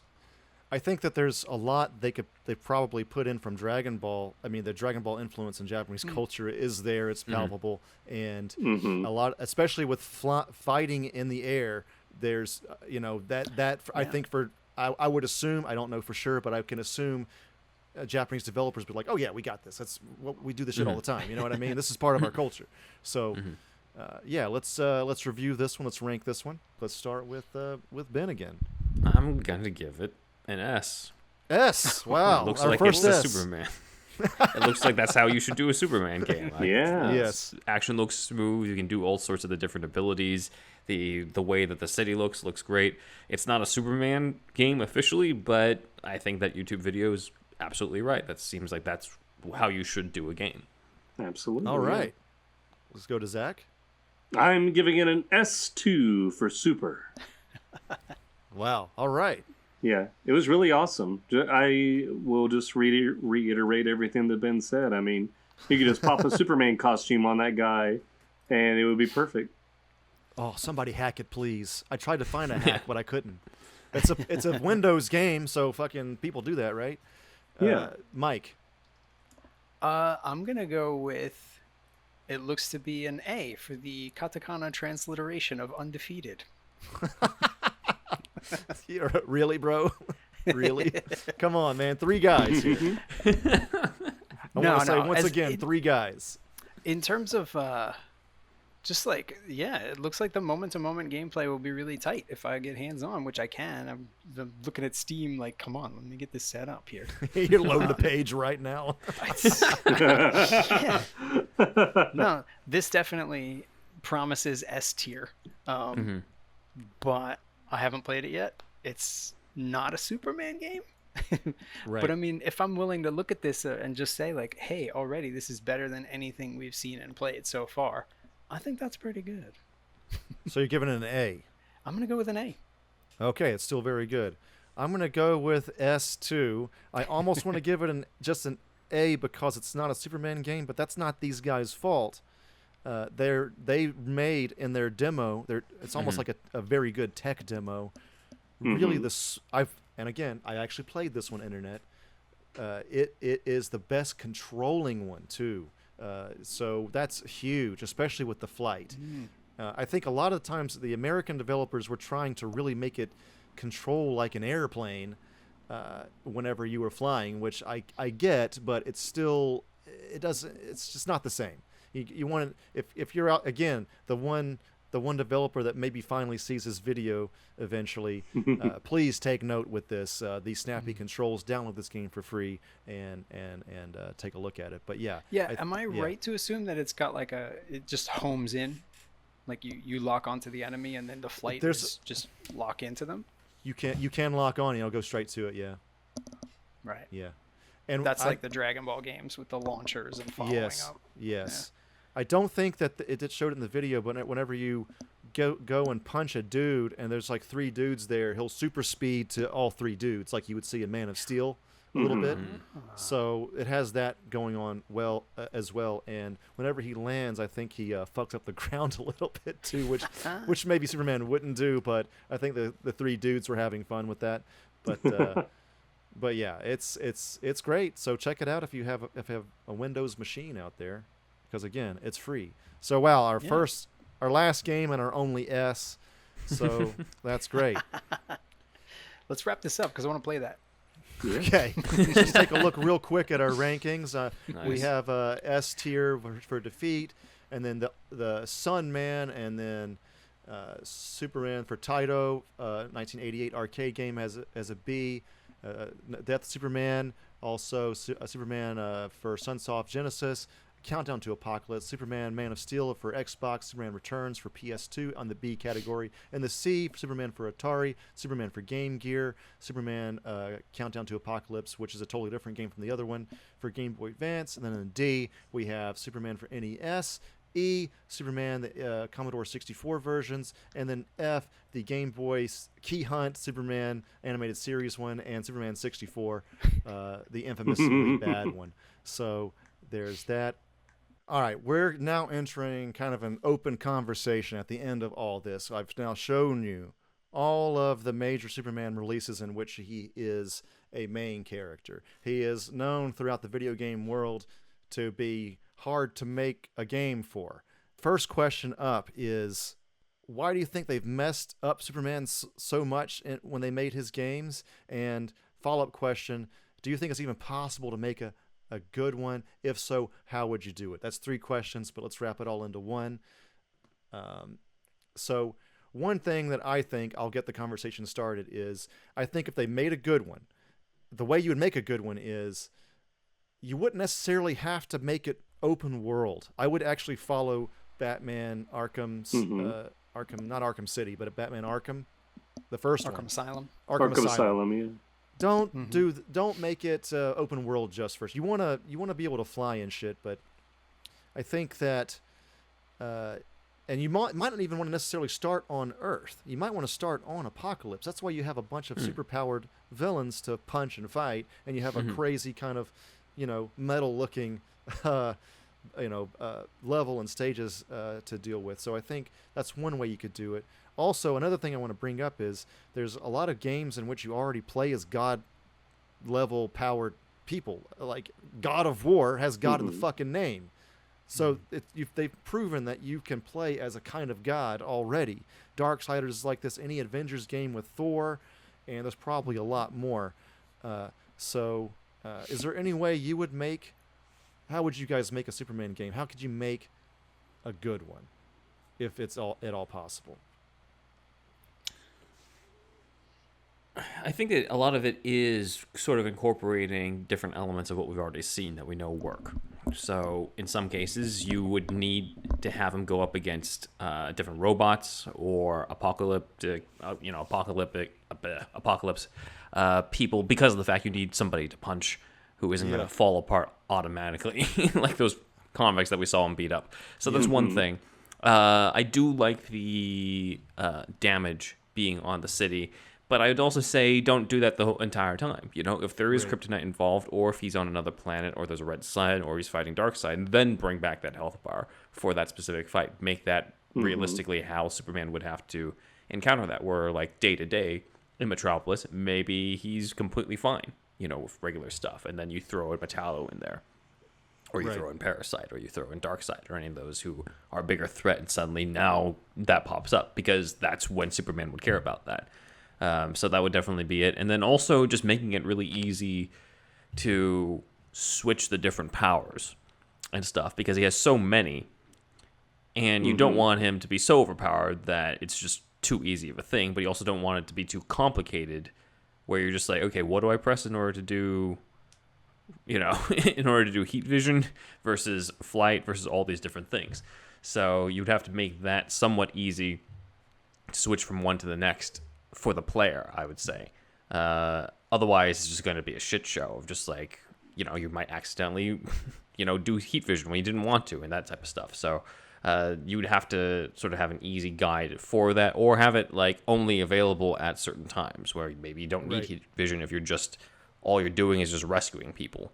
Or maybe you do, because you need to use it on some sort of bridge thing in order for that to fall down and allow people to, I don't know, but you would have to be very specific on each level or each situation what you have available and what you're able to do. But I would say make it a full gamut of what a Superman day in the life of Superman would be like. That would be whether cool. he's fighting Metallo or Darkseid or just rescuing people throughout the city, and that would change all the different situations. That would change all the different powers he would have available. I think that people are very hung up too on it being open world. Ben, what is the name of like the prison in Superman's universe that houses all of his superpowers? You mean New York? Well, we're losing Zach. I'm going to mark this in our time Zack code. is gone. Marking that. Okay, we're going to continue while he's figuring this out. Yeah, no, I liked a lot of what you said there, Ben. I'm definitely with you on that. I think that we should see an approach more in line with classic game design with levels.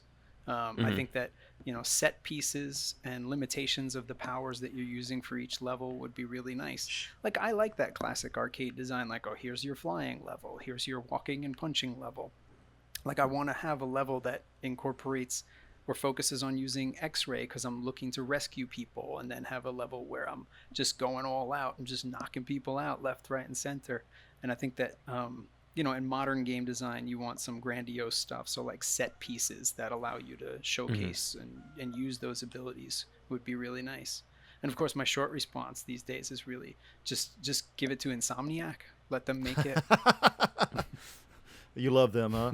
They are good. They're such a phenomenal team. I've played like all of their games all along, and I've always been impressed. They've always felt great. And getting hold of Spider-Man back in 2018 or whatever, I was just like, oh man, you guys took something that was already great and made it even better. I don't know how. Those games are great. Yeah, I think, especially before they kind of figure out how to make it, definitely you don't have to do the open world thing at first, and maybe even start out with him as Clark Kent. He doesn't have his powers, and you start off with a limited power set, and as you go through the game, he's slowly getting his powers back, and then you end up essentially in God mode, and he's flying across the planet, he flies across the universe, whatever, to Apokolips or whatever it is, and you get the full catharsis at the end with being like kind of God level Superman. But then maybe like Last of Us or something, or like Uncharted, it's a game like that where it's kind of linear, it's on rails at first, and then maybe for the next one you get a little bit more open world like Arkham did. And maybe they'll figure it out. And then when it's open world, then you have the city, have the battle meter, have the energy bar, like the other game did. Take that into consideration. So I think that's there. I think a lot of it really is the villains, man. People are like, oh, he's too powerful. We can't make a game out of him. Well, fucking, he has a lot of villains that are about the same fucking power level, right? It's not that fucking hard. You get Metallo in there. You get Metallo's minions in there. You get somebody with fucking kryptonite. Or put them under a red light, surprise the viewer, like, boom, motherfucker, red light. What are you going to do now? You know what I mean? Shit like that. All of a sudden, the boss is super hard. Again, it's all about how you tweak the villains and the enemy characters and just make that work. It could totally work. I don't think it's as hard as everybody's saying it is. I'm surprised there wasn't a Man of Steel game. It's true. Like, how easy would that have been? You're just fighting other Kryptonians. Boom. It's already in the situation. You're in Metropolis. Maybe you're trying to prevent the amount of destruction that's in the movie or something, but you have opponents. Like, I feel like the villain stuff is the easiest part of this. Yeah. You have so many to choose from.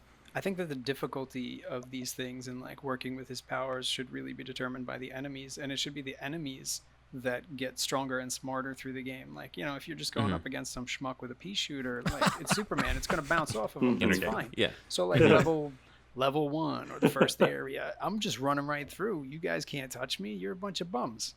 But then as people learn more about the enemy, they increase their, arsenal of techniques, and the enemies get better and better. Like, I think that's the good way to do it. I like traditional level design, enemies getting stronger.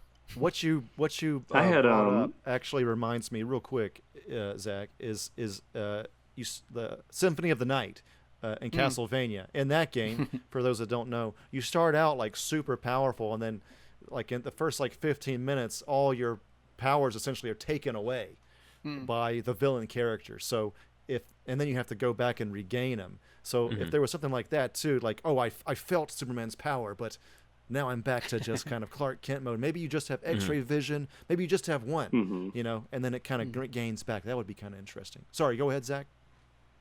Yeah, I got cut off earlier, Wi-Fi issues, but I had 2 ideas for a game, I guess. So, Ben, what is the name of the prison in Superman that has all of his superpowered villains in it? That'd be Stryker's Island. Strikers, that's right. Kept thinking Rikers. I was like, no, that's real. So No, that's New York. This is not New That's York. right. Remember. I was thinking like, Are you thinking Stryker's Island, and the next one is Stryker City, and then Stryker's Night, and the third one? I didn't know all those other ones existed. I was thinking about maybe like Arkham Asylum. Maybe he's not stuck on Stryker's Island or whatever, but I like the idea of like all of his villains getting released, and he has to slowly go up through tiers of his villains that are getting stronger and stronger. But that way you get a really good variety of his bad guys. And, maybe it's one of the like major bad guys is the catalyst for them escaping and the person he has to fight at the end. I was also thinking that the Emperor Joker storyline would make a really good game because with the reality bending powers, that would be kind of cool to take away some of Superman's abilities, and it would like throw him into a completely different environment. Like it might be fun to start with Mixie or something, like something kind of innocuous and stupid, but it maybe all of a sudden like surprise, like the Joker shows up and like you see him gain control of those powers, and I just feel like that would be kind of interesting. So those are at least my 2 game ideas. You'd have to incorporate. Oh, sorry. Keep going. Go ahead. Yeah, I'm done. You'd have to incorporate a little bit of Clark Kent too in an ideal Superman game. You would have to have some reporter moments, some moments with Lois too. Probably those would just be cutscenes, but you know, you would have to, do some sort of maybe even detective work. I know he's not a detective like Batman, but he's still an investigative reporter, right? So it would have to have something along those lines. And I'm not sure how they would incorporate that as much, but it would be very cool.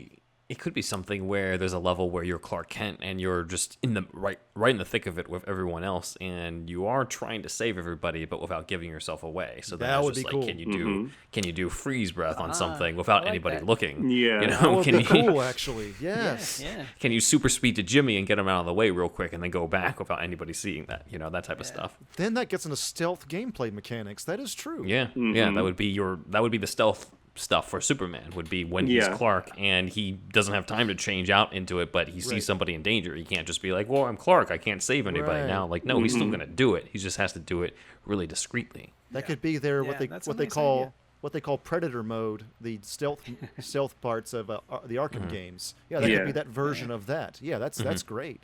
That's a great idea.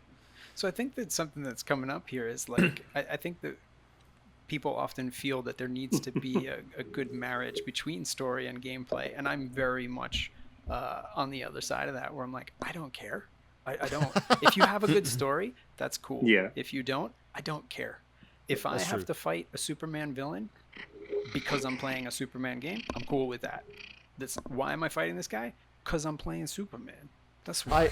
I understand that, Mike. I kind of lean towards that as well, but what I'm talking about now is my ideal Superman game. Yeah. So ideally, it would have both, like the Arkham games do. However, if it's a choice between story and gameplay for a game, if the gameplay is just fucking ridiculously good, but the story's stupid, I can still play it 100%. If I'm throwing tanks around and freeze breathing everything and fucking, you know what I mean? Like it's still good. It's good. Yeah. So because they did the prison escape in Spider-Man. And of course, Arkham Asylum is set within the prison. Right. So like, we got this whatever loose justification we can have for getting all these characters in the same place or whatever. It's fine. Just make it fun. Make it cool. Make it cool. Make it zany too. A little bit zany, I think. My dumb self just got what Ben was saying earlier about Stryker Island, Stryker City, Stryker Night. I was just like, it totally Origins. went over my head. Yeah, exactly. We need a new title for Superman games. Yep. That is true. So the director of God of War said he had this idea for a Superman video game.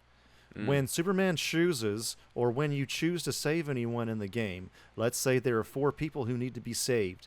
At your best moment as Superman, you can save 2. That means 2 were not saved, and that weighs on him. It's not the people that he saved, it's the 2 people that he didn't save, the crimes that he couldn't stop, and there is suffering that comes from that.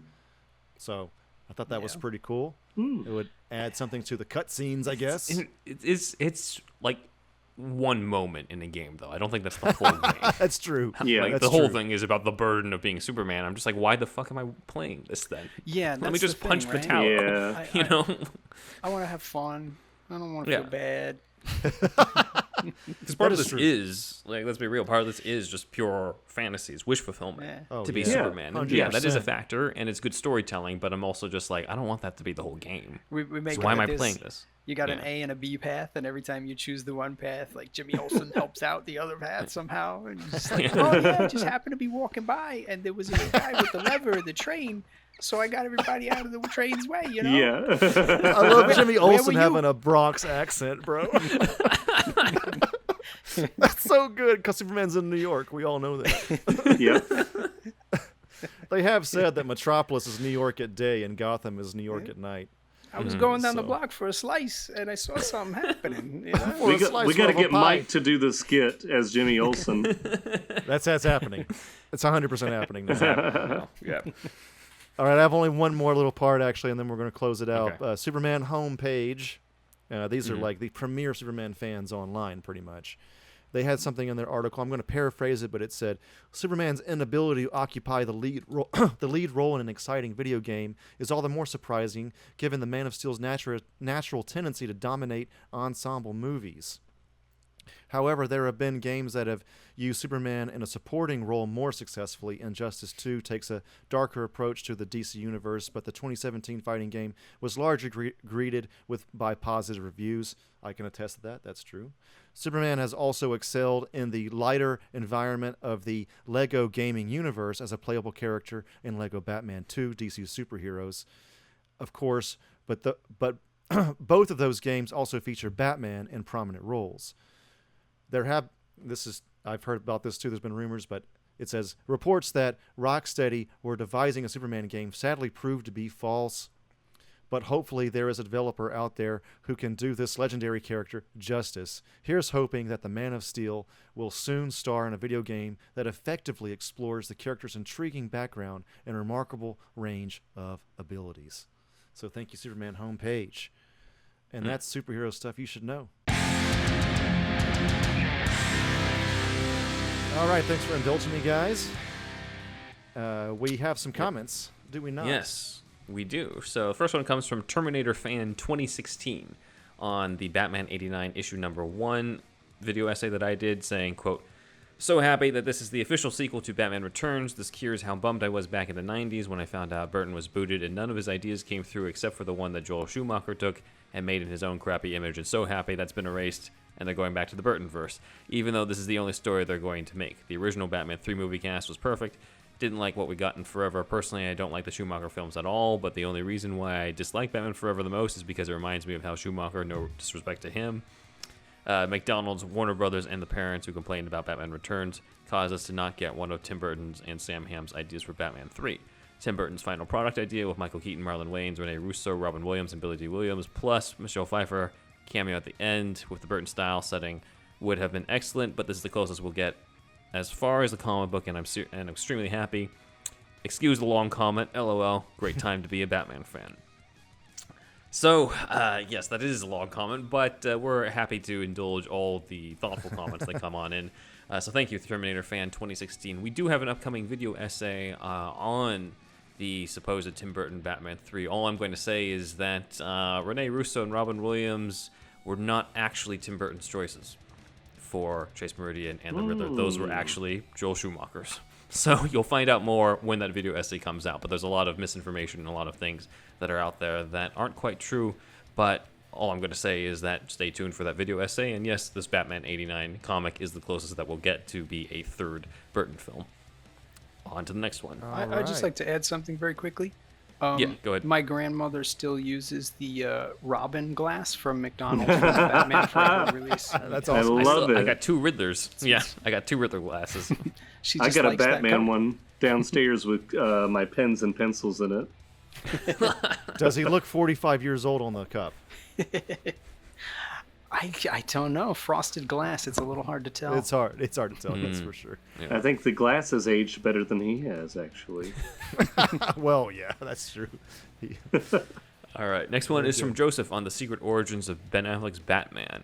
It says, based on Ben Affleck's restored performance in Zack Snyder's Justice League, he's gone up in my favorite Batman actor rankings. Sorry, he's really good in the role, and it's a shame he never got a solo movie, as the concept for that abandoned project itself sounded great and unique with Deathstroke as the main villain. I'm very excited to see him return in the Flash movie. While it sounds like this is the last turn as Bruce Wayne, I'd be down. And then I can't read the rest because this just says read more. That is my fault, and I will give an apology to Joseph here. I should have screenshotted that better, but I did not. Please forgive me, Ben, as well, and everybody out there. But I think we can still comment on this. Yes. Well, I mean, we did do a whole episode on the Deathstroke episode. I'm sure that Joseph has already seen it, but if you have not, Joseph, then go ahead and check that out. It's called Make the Batfleck Movie, and it's got Joe Manganiello's Deathstroke with the mohawk as the thumbnail. Indeed. Again, please forgive me, Joseph. We'll never know what he was Dow for. If only there was a way to see the rest of that. Let's see. This next one is for Zackanthos Diamonds on the Batman Forever script deep dive, saying, even with the deleted scenes, Forever is still cringe and nowhere near the Burton levels movies on any level. I wanted Zach to respond to this one. I don't like it. I love Batman Forever. I know it's not. I do too. Otherwise, we wouldn't have 4 episodes. It's like apples and oranges. You just have to think about it in a different universe. And I like Batman and Robin too, even though I know it's bad. So I don't know. There's a lot that I like about Batman Forever. So this person is wrong, even though they share the first 2 letters of my name. Yes, indeed. Maybe it's my Bizarro. I agree with Zach and Ben as well. I think Batman Forever is perfectly fine. Mm-hmm. Batman and Robin's that is it for the fan okay. comments. Thank you for those comments. And also thank you to our Patreon supporters who are Shasta Leomo, Super Inframan, Douglas P, Dan D, Aaron Willett, Nick Noir, Jesse E, Jeffrey R, Scott V, Asgers Webb, Jeremy H, Alex of the What Meme Podcast, Ian Justice, Carter S, and Braxton W. We want to thank our other supporters, Sparkageddon, STCT Productions, Robert Schumann, Kooky Noms, Matt Herring, Elijah B, Shamrock Balls, Ian H, Walter the Wobot, John Wells, Rye Guy, Jackson Putnam, and Tway N. Thank you, everybody, for all your support. Moving on to the next one. Please join the Shasta Army. That's our $1 tier. It gets you that shout out right there. And then the $5 tier gets you a whole other show that comes out every Friday. And it's $5. Cancel anytime. It's at patreon.com/superherostuffpod. So those are 2 main ones. We have a $10 tier starting very soon, or it's already been out when this podcast comes out. At this point, yeah. At this point, where we're doing a live show. At this point, we will have already reacted to Batman commercials in a live show with the fans. So that's at the $10 tier, actually. So, that's coming, or that has already come. There's that. And please check out our merch at Redbubble and Threadless. That's superhousepod.redbubble.com and superherostuffpod.threadless.com. And you can get your shirts and mugs and stickers and all that, all the art by Wolfie Cruz. Please send us some audio of you saying some funky shit to us at superhousepodcast@gmail.com. Please animate our sketches and hashtag them throughout the video. Please just send them to us. That would be great. And I am Thunderwolf Drew on Instagram and Twitter. And Thunderwolf lives on YouTube. And you can see all my other content that's not on this channel there. And it's usually Japan related. And then you have the poster here by Zack. I'm in pre-production right now for an R-rated Power Rangers inspired, but not Power Rangers, sci-fi horror comedy. It has aliens and it has fighting and It has a heavy metal band, and Amano Recon is its name. It's AMANORECON.com is where you can check out more about it. And that's coming soon, and we're going to do an Indiegogo for that eventually. That's one of the main reasons I keep bringing this up, because I want to get the ball rolling on people noticing this, and hopefully people will contribute some money to this production.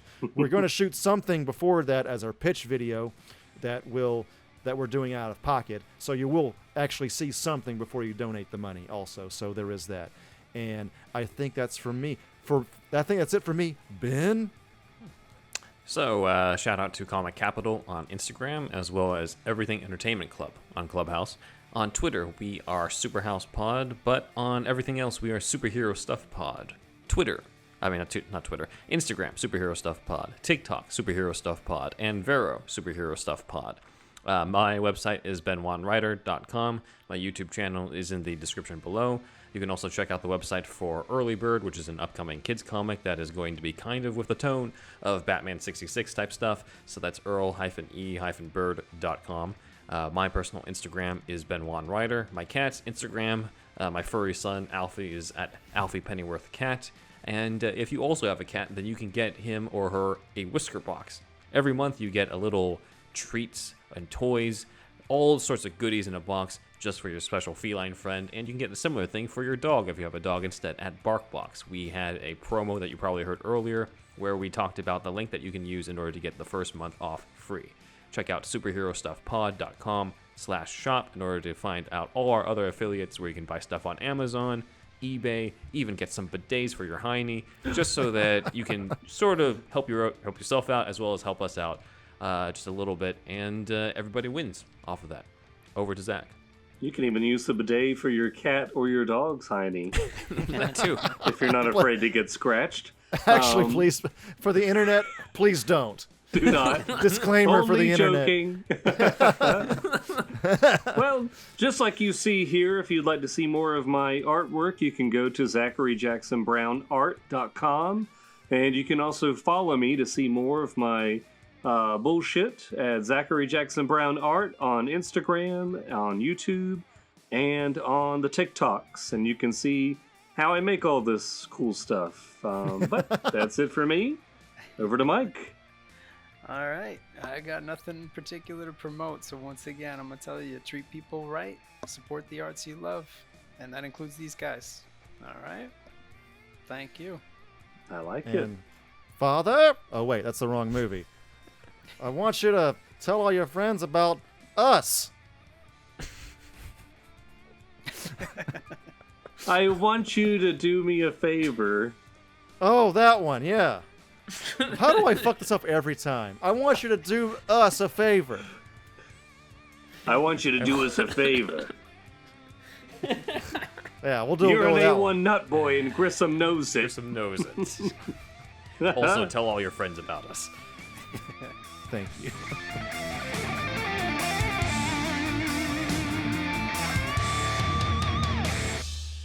Indeed. Superhero Stuff You Should Know is part of the Greenlit Podcast Network.